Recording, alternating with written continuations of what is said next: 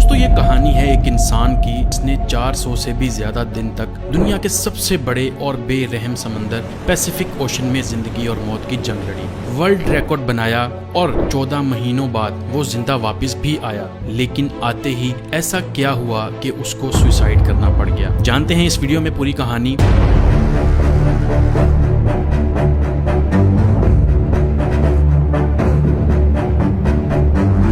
Pacific ocean का नाम सुनते ही लोगों को पसीने आ जाते हैं। देखें, पूरी दुनिया में 71% पानी है जो डिवाइडेड है 4 ओशंस में, जिनके नाम हैं Atlantic, Pacific, Indian and Arctic. सबसे बड़ा ओशन पैसिफिक है। ये इतना बड़ा है कि जमीन का खुश्क हिस्सा जो 165 मिलियन स्क्वायर किलोमीटर बनता है, ये अकेला ओशन 148 मिलियन स्क्वायर किलोमीटर को निगल सकता है। इस ओशन पर कुछ ही आइलैंड्स हैं जो बहुत ही छोटे हैं और कुछ तो ऐसे आइलैंड्स हैं जिन पर आज तक कोई इंसान जा भी नहीं सका। अब अगर गलती से भी कोई इंसान पैसिफिक ओशन में गुम हो जाए तो उसको ढूंढना तकरीबन नामुमकिन है। पैसिफिक ओशन में 14 महीनों तक जिंदा रहने वाले इंसान का नाम था होजे सल्वाडोर अल्वारेंगा। इस इंसान के पास 7 फुट की छोटी सी बोट थी जिस पर सीधा लेटा भी नहीं जा सकता था सही से, और ये बंदा 1 साल से भी ज्यादा इस बोट पर जिंदा भी रहा, समंदर की बेरहमी का भी मुकाबला किया और वर्ल्ड रिकॉर्ड भी बनाया जो आज तक कोई और इंसान तोड़ भी नहीं सका। होजे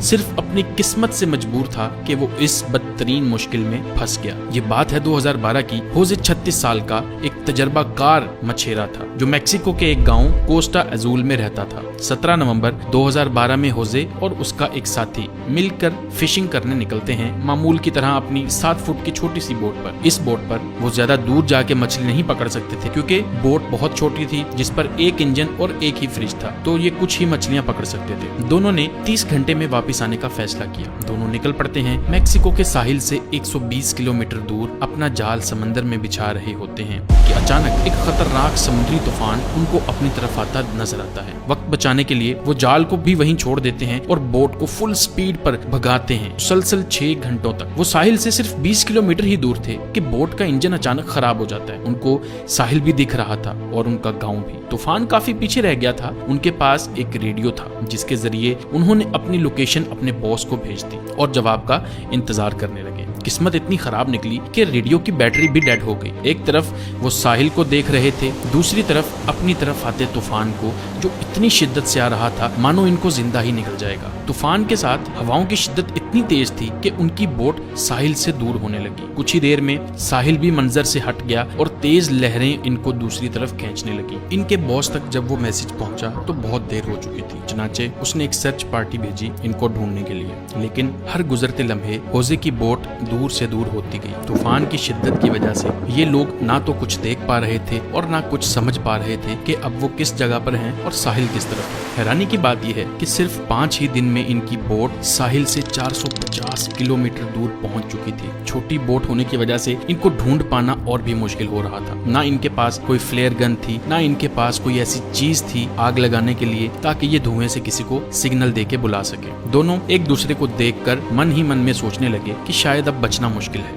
2 दिन पहले ही खाना भी खत्म हो चुका था। मछली पकड़ने के लिए भी उनके पास अब कोई साजो सामान नहीं था क्योंकि जाल वो पहले ही छोड़ के आ चुके थे। दोनों का भूख से बुरा हाल था कि अचानक एक परिंदा उनकी बोट पर आकर बैठ जाता है। ये दोनों एक दूसरे की तरफ देखते हैं और एकदम से उस परिंदे पर हमला कर देते हैं, लेकिन उसको पकड़ नहीं पाते। दोनों को पता था कि हो सकता है परिंदा फिर आए। कुछ ही देर में एक और परिंदा आता है। इस बार दोनों बहुत तरीके से उसको पकड़ने का प्लान करते हैं और आखिरकार वो कामयाब हो जाते हैं और इस तरह दोनों अपनी भूख मिटाने के लिए बोट पर आने वाले परिंदों से अपना गुजारा करते हैं। समंदर का खारा पानी पीने से इंसान की मौत हो सकती है। इस वजह से उन्होंने बारिश के पानी को प्लास्टिक की बोतल्स में स्टोर करना शुरू कर दिया जिसको पीकर वो जिंदा रहते थे। लेकिन जब बारिश ना पड़ती तब वो प्यास बुझाने के लिए मछलियों और टर्टल्स का खून पीते थे, लेकिन वो भी तब जब वो उनको पकड़ने में कामयाब हो जाते थे। दिन गुजरते गए और फिर महीने। ये दोनों जिस मेंटल टॉर्चर से गुजर रहे थे वो इमेजिन करना भी हमारे लिए बहुत मुश्किल है। आखिरकार होजे का साथी ये टॉर्चर बर्दाश्त ना कर सका और 4 महीनों के बाद उसने सुसाइड कमिट कर लिया और अब बोट पर सिर्फ होजे अकेला था और उसके चारों तरफ पानी ही पानी था जिसको देखकर उसको जिंदगी की कोई उम्मीद बाकी नहीं नजर आ रही।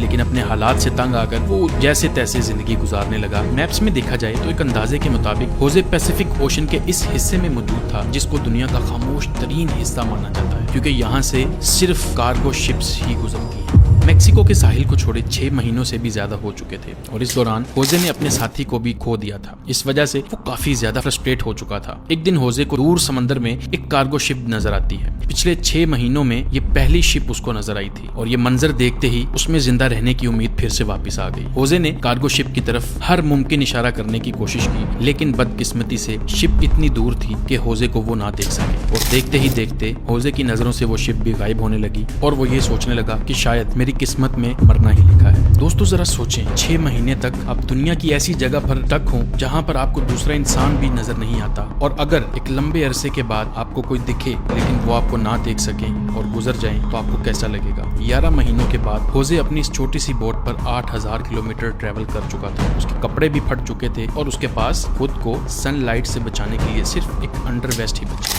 आखिरकार वो घड़ी आ गई जब किस्मत होजे पर मेहरबान हुई। 30 जनवरी 2014 को, यानी पूरे 14 महीने के बाद, होजे ने आसपास पानी में नारियल तैरते हुए देखे तो वो समझ गया कि ये इस चीज की निशानी है कि पास में कोई आइलैंड है जहाँ से नारियल गिरकर तैरते हुए उसको नजर आ रहे हैं। और थोड़ी ही देर बाद उसको हकीकत में एक आइलैंड नजर आता है, लेकिन उसको डर था कि ये आइलैंड भी कहीं उससे मिस ना हो जाए। इस वजह से वो पानी में खुद गया और स्विम करके आइलैंड पर पहुंच गया। पिछले 14 महीनों में होजे ने पहली बार किसी जमीन पर कदम रखा था और जब वो आइलैंड पर पहुंचा तो वो एक मंजर देखकर ज़ारो कतार रोने लगा। उसको एक छोटा बीच हाउस दिखाई दिया जिसमें वहाँ के लोकल्स मौजूद थे और पिछले 438 दिन में होजे का पहली बार किसी इंसान के साथ कांटेक्ट था। ये आइलैंड मार्शल आइलैंड्स का एक रिमोट आइलैंड था जिसको इबोन अटोनी कहा जाता है और ये आइलैंड होजे के स्टार्टिंग पॉइंट से 11,000 किलोमीटर दूर था। होजे की किस्मत अच्छी थी कि वो आइलैंड के करीब पहुंच गया खुद से, वरना होजे से अगर ये आइलैंड मिस हो जाता तो अगला स्टॉप उसका फिलीपींस में होता, जो इस आइलैंड से भी 5,000 किलोमीटर दूर था। होजे को वहाँ से अपने घर वापस भेजा गया और पहुँचते ही वो एक और मुसीबत से घिर गया। वापस पहुँचने पर होजे ने 438 दिन के नाम से एक बुक भी पब्लिश की, मगर होजे पर अपने साथी को मारने का इल्जाम लगाकर उस पर केस कर दिया गया। वही साथी जिसने होजे के मुताबिक सुसाइड किया था। इतना कुछ देखने के बाद जिंदा वापस आने वाला शख्स जो अपनी सफाई बयान ना कर सका और उसको जेल भेज दिया गया, होजे ने परेशान आकर सुसाइड कमिट कर लिया और इस तरह से ये स्टोरी कंप्लीट होती है। उम्मीद है आपको ये वीडियो पसंद आएगी। अगर इस तरह की मजीद वीडियोस आप देखना चाहते हैं हमारे चैनल को सब्सक्राइब कर लीजिए। आपसे मिलते हैं अगली वीडियो में। अल्लाह हाफिज।